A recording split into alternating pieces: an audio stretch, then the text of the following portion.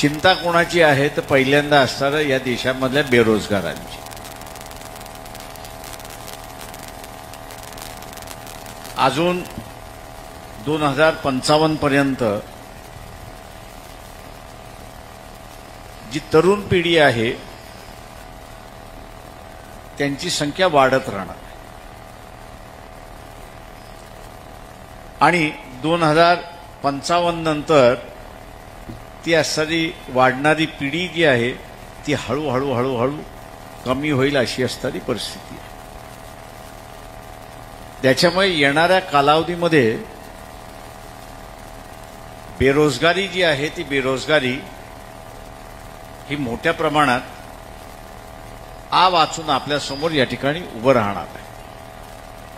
आजची जी परिस्थिती आहे ती परिस्थिती मला वाटतं इंग्लंडमध्ये ज्यावेळेस मार्गरेट थॅचर ही पंतप्रधान होती 10 वर्षासाठी होती आणि तिच्याही लक्षात आलं की आपण नोकऱ्या काही देऊ शकत नाही आणि आपण नोकऱ्या देऊ शकत नाही. त्यावेळेस तिने काय केलं की अख्ख्या इंग्लंडमध्ये पब ओपन केले आणि दारू सगळी स्वस्त केली. तिने पब उघडले म्हणजे दारूची दुकानं आपल्या भाषेत म्हणायचं, त्यांच्या भाषेत ते पब म्हणतात. ती उघडली आणि दारू स्वस्त करून टाकली. म्हणजे एका अर्थाने नव्या पिढीला दारूच्या व्यसनाकडे वळवलं अशी असणारी परिस्थिती आहे आणि ते तिला शक्य झालं.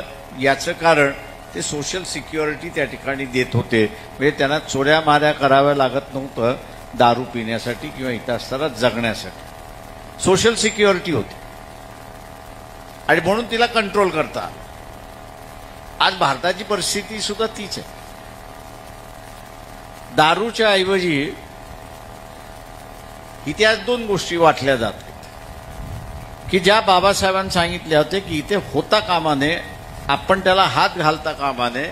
या देशातला ज्याला आपण हजारो वर्षाची गुलामी आपण म्हणतो त्या गुलामीची कारणं बाबासाहेबांनी सांगितली की इथे असणारा जात आणि धर्म या 2 गोष्टीला आपण प्राधान्य दिलं आणि जात आणि धर्म या 2 गोष्टीला प्राधान्य दिल्यामुळे आपण असणारा पारतंत्र्यात गेलो. मग ते मोगलांचं राज्य असेल, ख्रिश्चनांचं राज्य असेल, इतर कोणाचं असेल, मिळवलेलं स्वातंत्र्य हे जर टिकवायचं असेल तर धर्म आणि जात हा माणसाचा व्यक्तिगत भाग राहिला पाहिजे. तो चळवळीचा आणि देशाचा विषय होऊ नये अशी असणारी परिस्थिती आहे.